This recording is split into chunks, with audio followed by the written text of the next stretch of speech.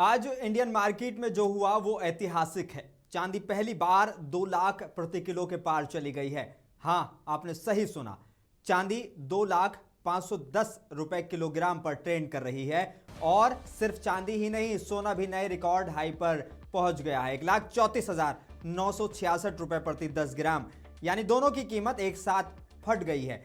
अब सवाल है कि इतनी भारी तेजी क्यों आई है। पहले वजह है इंडस्ट्रियल बूम।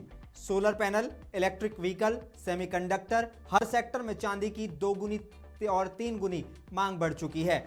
एक रिपोर्ट कहती है कि इंडस्ट्री ही चांदी को ऊपर ले जा रही है, जबकि दूसरा कारण है डॉलर कमजोर और भू राजनीतिक तनाव। जब दुनिया अनिश्चित होती है, सोना चांदी सुरक्षित निवेश बन जाते हैं। इस बार ETFs में भारी खरीद हुई है। तीसरा कारण है फेडरल रिजर्व की ब्याज दरों में बड़ी कटौती।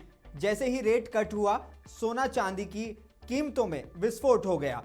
लेकिन यहां एक चेतावनी भी जरूरी है। चांदी को डेविल्स मेटल क्यों कहा जाता है? क्योंकि जितनी तेजी से चांदी चढ़ती है, उतनी तेजी से धड़ाम भी हो सकती है। 1980 में हंट ब्रदर्स की कारस्तानी हुई और 2011 का US डेब्ट क्राइसिस हुआ। दोनों बार चांदी एक ही झटके में 30 से 50% तक गिर गई थी।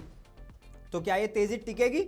लॉन्ग टर्म में गोल्ड सिल्वर हमेशा ऊपर जाते हैं, लेकिन अभी दोनों ऑल टाइम हाई पर हैं, यानी गिरावट की संभावना भी उतनी ही बड़ी है।